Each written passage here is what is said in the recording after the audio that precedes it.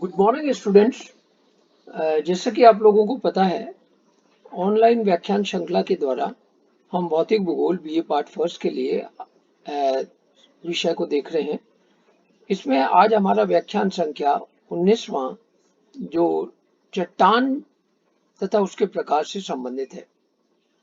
जैसा कि आपको पता है कि हमारी पृथ्वी का संपूर्ण जो भूपटल है, जिसे हम लिथोस्फीयर कहते हैं, वो क्रस्ट का बाहरी भाग है। और क्रस्ट के अंदर ऊपर जो चट्टाने हैं, उन चट्टानों को हम रॉक स्फीयर भी कहते हैं। और लिथोस का मतलब भी आपका मतलब होता है चट्टान होता है।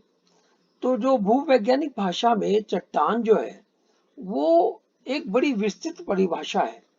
विस्तृत परिभाषा से मतलब उसमें जल भी है, बर्फ के टुकड़े भी हैं, उसमें खनिज भी है, मिट्टी भी है, धात्विक पदार्थ भी है, अधात्विक तत्व भी इसमें सम्मिलित रहते हैं।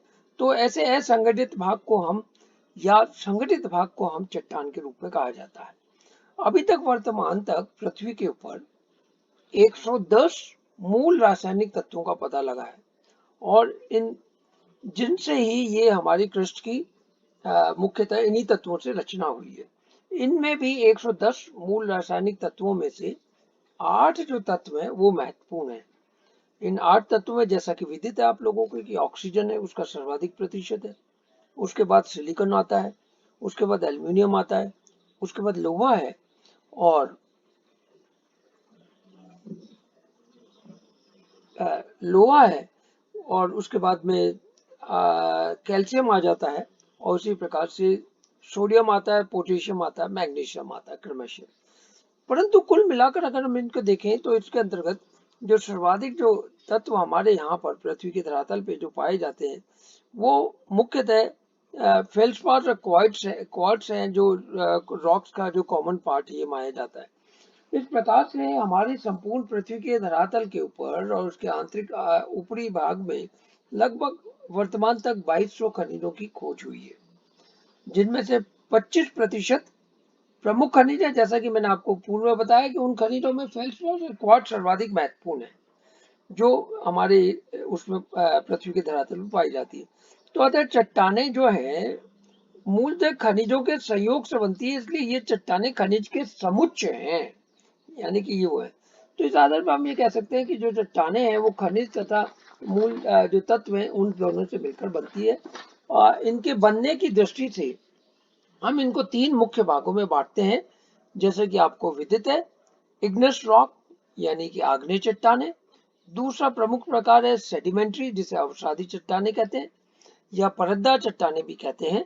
तीसरा है मेटामॉर्फिक यानी कि रूपांतरित या कायांतरित, यानी जिनका रूप परिवर्तित हो जाता है तापमान या दबाव के कारण से। ये तो 3 जो है इनके बनने के आधार पर 3 प्रकार इसमें कर रखे। अब इसके अंतर्गत में हम जो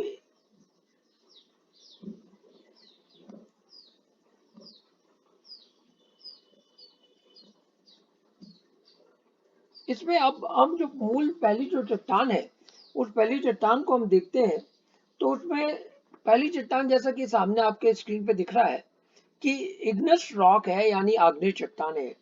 आग्नेय चट्टानों की जो उत्पत्ति है वो लाल तथा पिघले लावा अथवा मैग्मा के ठंडे होने से होती है। ठंडा होने से पहले इसका तापमान 500 डिग्री सेंटीग्रेड से लेकर 1400 डिग्री सेंटीग्रेड तक होता है।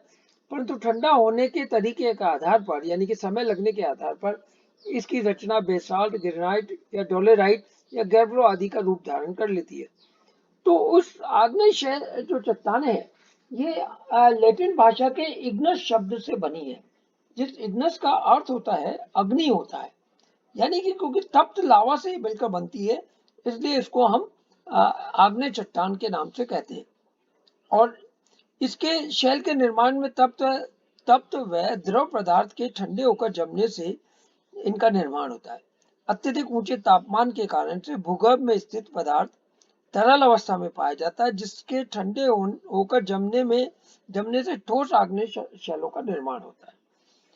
अतः इनके ठंडे होने की इनके ठंडे होने में लगने वाले समय के आधार पर इनके क्रिस्टलाइन या रवेदारों का निर्माण होता है। तो क्योंकि इन चट्टानों का नाम, ये प्राचीनतम चट्टान है, इनका सबसे पहले निर्माण होता है, तो इसको हम प्राथमिक या प्राइमरी रॉक्स भी कहते हैं। जैसे कि इसकी इस चट्टानों की कुछ विशेषताएं होती है, जिनको मैं संक्षेप में यहाँ पे देखता हूँ कि ये एक तो रवेदार होती है, क्योंकि द्रवीय अवस्था से क्रमशः ठंडे होने पर इनमें रवे पड़ते रहते हैं। दूसरा, ये स्तरहीन होती है, यानी कि इनमें किसी प्रकार का स्तर नहीं पाया जाता, यानी कि कोई परत नहीं पाई जाती है, क्योंकि इनका निर्माण उद्गार के बाद एक साथ होता है, तो इसलिए अनस्ट्रेटिफाइड प्रकार की चट्टानें कहलाती हैं। ये नॉन पोरस होती है, यानी कि असरंधी होती है, इनमें कोई पोरोसिटी नहीं पाई जाती है, यानी कि जल का या किसी भी चीज का इसमें हिसाब नहीं होता है, तो इसे नॉन पोरस कहते हैं। ये चट्टानें अत्यधिक कठोर, सघन तथा विशाल होती है, यानी कि मैसिव रूप होता है इन चट्टानों का। इनका अपरदन, दूसरी विशेषता है, इनका अपरदन बहुत कठिनाई से होता है, क्योंकि केवल जहां पे जॉइंट है, यानी कि एक आग्नेय चट्टान बनी, उसके कुछ समय पश्चात दूसरी आग्नेय चट्टान बनी, तो वहां पे जॉइंट है, संधि वो पाई जाएगी, तो वहीं से जल का आपका रिसाव हो सकता है, अन्यथा इस चट्टान के भाग से नहीं होता है।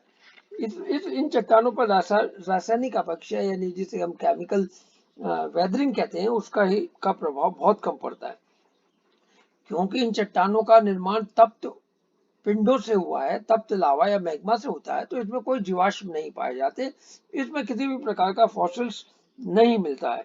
इस प्रकार से इन चट्टानों का निर्माण ज्वालामुखी क्रिया से होता है, जो इसका मुख्यतः वितरण ज्वालामुखी क्षेत्रों में ही पाया जाता है। आग्नेय चट्टानों को जो अ, इनकी उत्पत्ति के आधार पर हमने दो मुख्य प्रकार कर रखे। पहला, एक तो आंतरिक आग्नेय चट्टाने, दूसरा है बाह्य आग्नेय चट्टाने। यानी आंतरिक आग्नेय चट्टाने से आशय कि जिन चट्टानों का निर्माण पृथ्वी पे उद्गार या विस्फोट होने से के स्थान पर नीचे ही पृथ्वी के धरातल में ऊपरी भाग में उनका निकास नहीं हो पाता और वो कालांतर में ठंडी होकर जम जाती है, तो उससे कई प्रकार की चट्टानों का निर्माण होता है।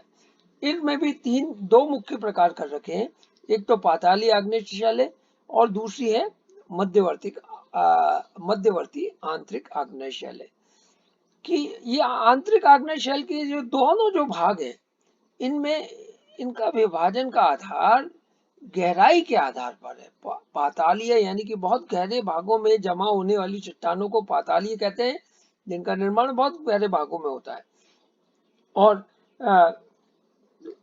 मध्यवर्ती आग्नेय चट्टाने हैं जो पृथ्वी के ऊपरी भाग में, यानी कि लावा का मूल स्थान से ऊपर की साइड में सतह से के नीचे ये आके जम जाती है, तो इनके आकार की विभिन्नता के आधार पर इनका नाम अलग अलग रूप में रखा गया है।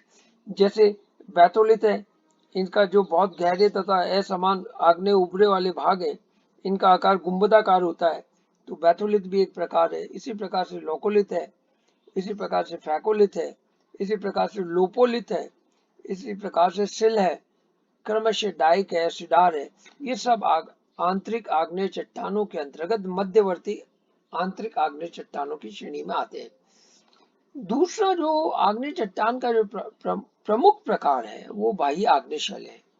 बाह्य आग्नेय शैल यानी कि जिन जो पृथ्वी के धरातल के ऊपर आकर विस्फोट के द्वारा, दरारी उद्गार के द्वारा इनका उद्गारण हो जाता है, तो वो क्रमशः ठंडी होकर उनका निर्माण होता है। तो ये इनमें मुख्यतः दो मुख्य प्रकार कर रखे हैं, एक तो विस्फोट द्वारा निर्मित, जिसमें वोल्केनिज्म या जो ज्वालामुखी विस्फोट होता है, उनके द्वारा ये निर्माण होता है। जिसमें शांत उद्गार के द्वारा, या जैसे हमारे दक्षिण का लावा पठारी प्रदेश है, दक्षिण का हमारा पठारी प्रदेश है, वो शांत उद्गार का प्रमुख उदाहरण है। अगर इसके अंतर्गत में हम ये देखें, तो कुल मिलाकर जो आग्नेय चट्टाने हैं, वो हमारे जो इनका जो खनिजों की दृष्टि से इनका बड़ा ज्यादा महत्व रहता है। आग्नेय चट्टानों के अंतर्गत